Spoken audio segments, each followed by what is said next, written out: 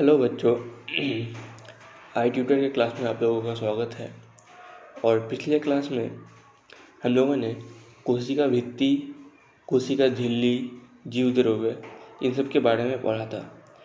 तो आज की क्लास स्टार्ट करने से पहले थोड़ा सा हम रिवाइज कर लेते हैं कि कोशिका भित्ति क्या होता है, कोशिका झिल्ली क्या होता है और जीवद्रव्य क्या होता है।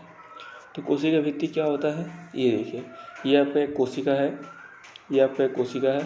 तो कोशिका की सबसे बाहरी परत को क्या कहते हैं हम लोग, कोशिका भित्ति कहते हैं। उसके बाद कोशिका भित्ति के अंदर एक परत पाई जाती है, उसे क्या कहते हैं हम लोग, कोशिका झिल्ली कहते हैं। ठीक है। उसके बाद हमने पढ़ा था जीवद्रव्य। जीवद्रव्य का मतलब क्या होता है, केंद्रक के साथ कोशिका द्रव्य। अब केंद्रक तो आपको सबको पता है, कोशिका के बीच में केंद्रक होता है और केंद्रक क्या करता है, कोशिका की सभी जैविक क्रियाओं को नियंत्रित करता है। इसलिए केंद्रक को क्या कहते हैं हम लोग, कोशिका का मस्तिष्क भी कहते हैं। ठीक है। उसके बाद कोशिका द्रव्य क्या है, तो देखिए, कोशिका झिल्ली और केंद्रक के बीच पाया जाने वाला द्रव्य, ये आपका कोशिका झिल्ली है, ये आपका कोशिका झिल्ली है, ये आपका केंद्रक है। तो ये बीच में जो द्रव्य पाया जाता है इसे क्या कहते हैं, कोशिका द्रव्य कहते हैं। तो ये कुछ इंपॉर्टेंट पॉइंट है जो आपको पता होना चाहिए। कोशिका भित्ति क्या है, जो सबसे बाहरी परत को कोशिका भित्ति कहते हैं। ये निर्जीव होती है और ये सेलुलोज के द्वारा बनी होती है। ठीक है। उसके बाद कोशिका भित्ति के भीतरी दीवार पर एक और झिल्ली पाई जाती है, इसे कोशिका झिल्ली कहते हैं। ये किसकी बनी होती है, ये प्रोटीन और लिपिड के द्वारा बनी होती है। और केंद्रक और कोशिका झिल्ली के बीच में जो द्रव्य पाया जाता है उसे कोशिका द्रव्य कहते हैं। और कोशिका द्रव्य और केंद्रक को एक साथ क्या कहते हैं, जीव द्रव्य कहते हैं।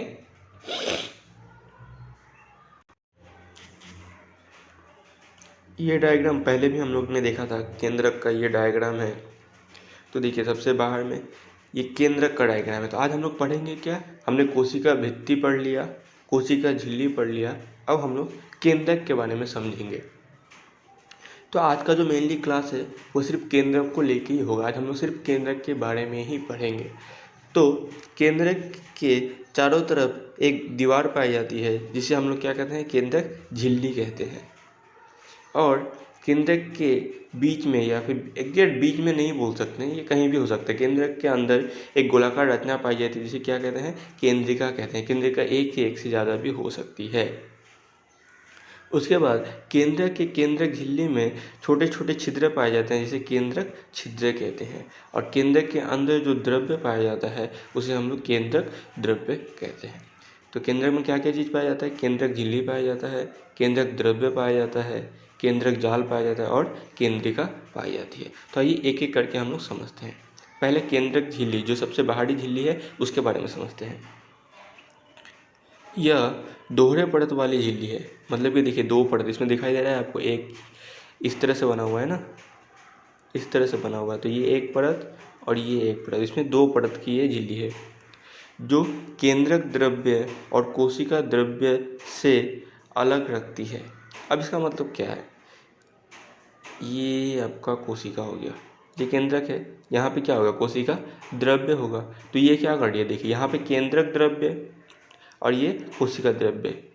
तो ये झिल्ली क्या करती है, यह कोशिका द्रव्य और केंद्रक द्रव्य को अलग रखने का काम करती है। उसके बाद इसमें अनेक छोटे छोटे छिद्र पाए जाते हैं जिसे हम लोग क्या कहते हैं, न्यूक्लियोपोर कहते हैं या फिर केंद्रक छिद्र भी कहते हैं।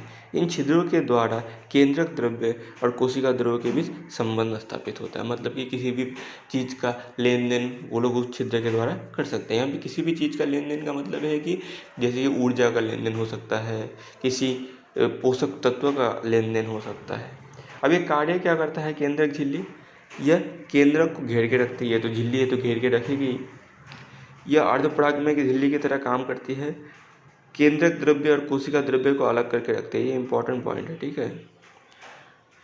बस इसमें से 2 या 3 याद करके रख लीजिएगा, बस हो जाएगा। इसमें से एक तो पहले ये केंद्रक को घेर के रखती है, ये अर्धपरागमय झिल्ली की तरह काम करती है। अर्धपरागमय झिल्ली का मतलब कि सब पदार्थ को अंदर आने नहीं देगा, ठीक है। उसके बाद ये केंद्रक द्रव्य और कोशिका द्रव्य को अलग करके रखती है। तो ये हो गया हम लोग का कोशिका केंद्रक झिल्ली के बारे में। इसके बाद हम लोग पढ़ेंगे केंद्रक द्रव्य के बारे में।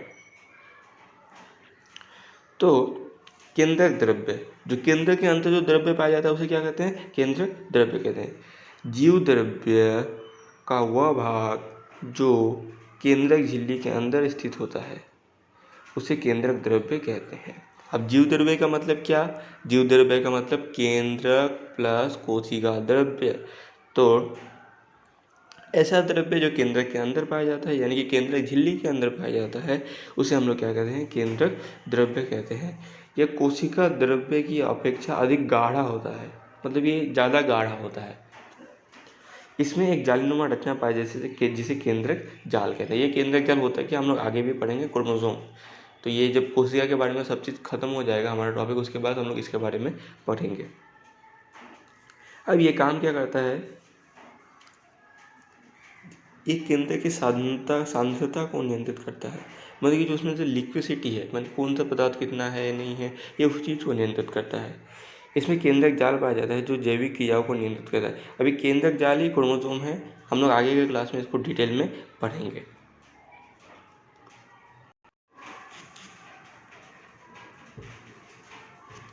उसके बाद देखिए केंद्रक जाल होता क्या है? केंद्रक द्रव्य मतलब जो केंद्र के अंदर जो द्रव्य पाया जाता है उसमें पाए जाने वाली जालीनुमा रचना को केंद्रक जाल कहते हैं। ये क्या करता है? कोशिका विभाजन के समय इससे क्रोमोसोम निर्मित होता है। मैंने आपको बोला था कुछ देर पहले, यही क्रोमोसोम बनता है आगे जाके। तो इसी से क्या बनता है? क्रोमोसोम बनता है। इसका कार्य क्या है? ये क्रोमोसोम का निर्माण करता है, वेरी इंपॉर्टेंट पॉइंट। उसके बाद क्या करता है? ये जीव की समस्त क्रियाओं को नियंत्रित करता है। हम लोग जब क्रोमोसोम डिटेल में पढ़ेंगे तो हर एक चीज़ के बारे में हम लोग पढ़ेंगे, क्रोमोसोम के बारे में, क्रोमोसोम के आकार के बारे में, इसका शेप कैसा होता है, ये कहाँ स्थित होता है, इसका कार्य कैसा होता है, इसमें कौन कौन सा ऑर्गन पाया जाता है या फिर कौन कौन सा चीज़ पाया जाता है, सब चीज़ हम लोग डिटेल में पढ़ेंगे। उसके बाद आता है केंद्रिका। केंद्रक द्रव्य में स्थित गोलाकार रचना को केंद्रिका कहते हैं। सामान्य तौर पर एक केंद्रक में एक केंद्रिका स्थित होती है, पर इसकी संख्या अधिक भी हो सकती है। मैंने पहले भी बोला था, एक केंद्रक में एक केंद्रिका जरूरी नहीं है कि एक ही केंद्रिका होगी, उसमें दो से अधिक भी हो सकती है। इसका मेन काम क्या है? ये प्रोटीन का निर्माण करता है, इंपॉर्टेंट पॉइंट है, और ये राइबोसोम का भी निर्माण करता है। ये 2 पॉइंट इंपॉर्टेंट है। केंद्रिका का कार्य क्या होता है? ठीक है। अब केंद्रक, हमने जो पूरा केंद्रक के बारे में अभी जो पढ़ा, तो केंद्रक का कार्य क्या होता है? यह समस्त जैविक क्रियाओं को नियंत्रित करता है, मैंने पहले भी बोला था। कोशिका विभाजन में भाग लेता है, प्रोटीन और राइबोसोम का निर्माण करता है। इसमें से 3 पॉइंट याद रखिएगा एटलीस्ट। उसके बाद आता है कोशिका द्रव्य। यह जीव द्रव्य का केंद्रक रहित भाग है, मतलब केंद्रक को छोड़ के जो भी पार्ट बचता है वो क्या हो जाएगा? कोशिका द्रव्य। मतलब कि आपका एक कोशिका है, कोशिका से अगर आप केंद्रक को छोड़ देते हैं, बाकी जो भी पार्ट बचता है वो क्या है? कोशिका द्रव्य होता है। यह रंगहीन, दानेदार, पारदर्शक पदार्थ है। यह जीव द्रव्य का वो भाग है जो प्लाज्मा झिल्ली और केंद्रक झिल्ली के बीच में स्थित होता है। हमने पहले भी इसको समझा था। इसका कार्य क्या है? इसमें अनेक कोशिकांग धारण करता है, मतलब इसमें बहुत सारे कोशिकांग पाए जाते हैं। कोशिकांग का मतलब mitochondria, Golgi body, endoplasmic reticulum, ये सब कहाँ पाए जाएंगे? इसी में पाए जाएंगे। इसमें अनेक जैविक क्रियाएं होती है। बस ये 2 याद रखिएगा, इसमें काम आपका हो जाएगा। तो आज हमने केंद्र के बारे में डिटेल में समझा, और आई होप आपको समझ में भी आया हो। इसके बाद वाले क्लास में हम लोग इसके आगे कंटिन्यू करेंगे, और कोशिका द्रव्य में कौन कौन से कोशिकांग पाए जाते हैं, जैसे कि mitochondria, Golgi body, endoplasmic reticulum, इन सब चीज़ के बारे में हम लोग आगे की क्लास में पढ़ेंगे। तो थैंक यू।